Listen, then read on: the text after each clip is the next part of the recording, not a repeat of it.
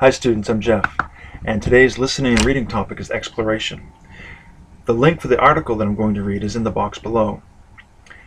Also in the box below are my suggestions for how to approach this material. Of course, you can do whatever works best for you. First I'll read the article and then I'll explain some of the words that might be new and difficult for you. And now for the article. Two kinds of curiosity. Exploratory curiosity is not intellectual curiosity. You've heard the myth. Babies are born with natural curiosity. They scan and roam their environments. Young children start school so eager to learn, they are wide-eyed and thrilled. Rather than nurture this natural curiosity, teachers unwittingly turn the fun of learning into a rat race for good grades and academic awards. They even subject students to high-stake tests.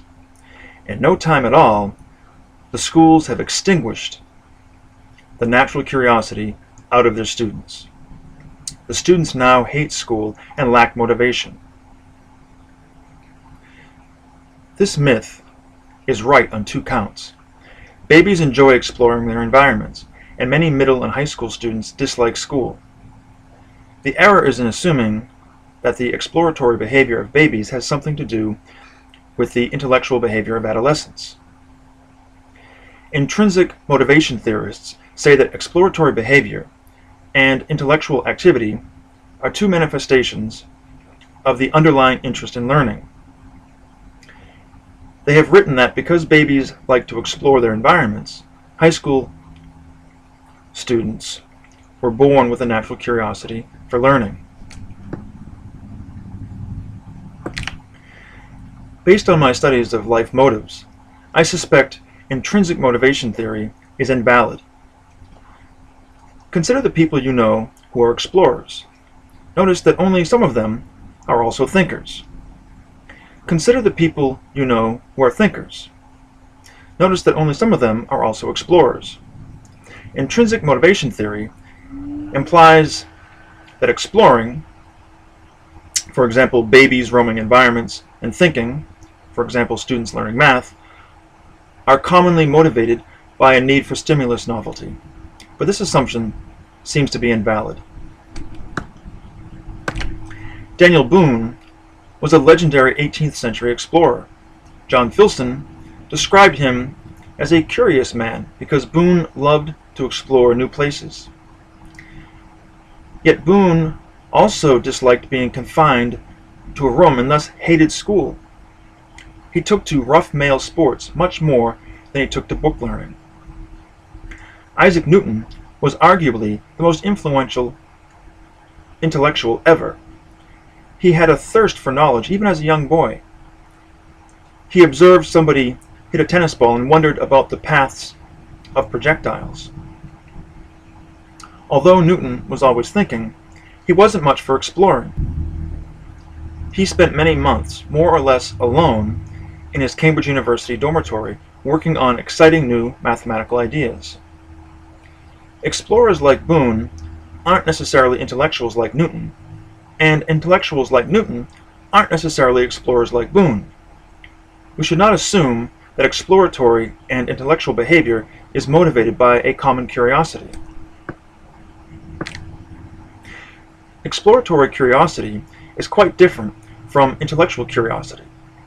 Exploratory curiosity is the result of attraction of novel stimuli accompanied by fearlessness. Intellectual curiosity is about ideas and the need to think. The exploratory behavior of babies does not imply that high school students were born with a natural curiosity for intellectual learning.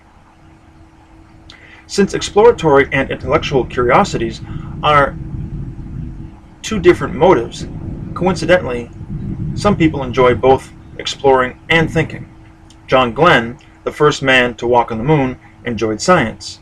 Edmund Hillary, the first man to explore the peak of Mount Everest, wrote a number of books. The mythical men of the Starship Enterprise were scientists.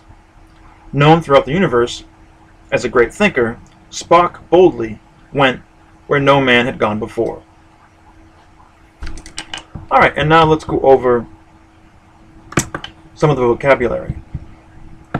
Number 1. Curiosity means a desire to know or learn. 2. To scan is to examine closely or to look over quickly and systematically. 3. To roam is to travel or walk with no fixed purpose or direction.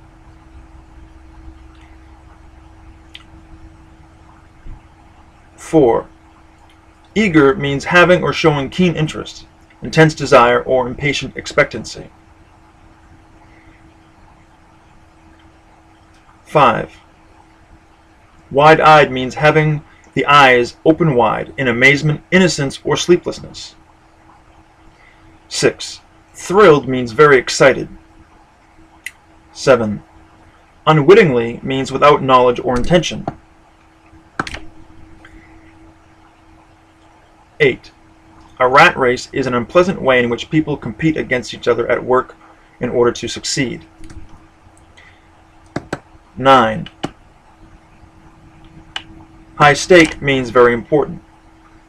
10. Extinguish means to put out. A fire, for example.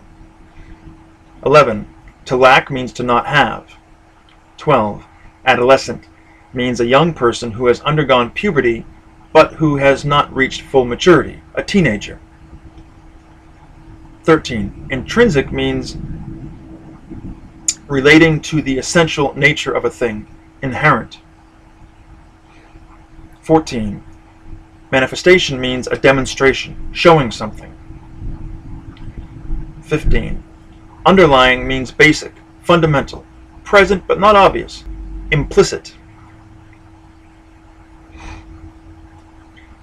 15. Underlying means basic, fundamental, present but not obvious, implicit. 16. Invalid means false, not true. 17. Stimulus means something that causes a response or reaction, and the plural of stimulus is stimuli. 18. Confined means restricted, limited.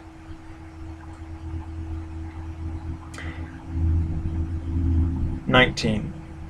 Projectile means an object such as a bullet or rock that is fired or thrown.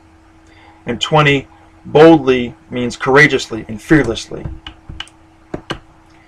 And Enterprise refers to the ship on the TV show and in the movies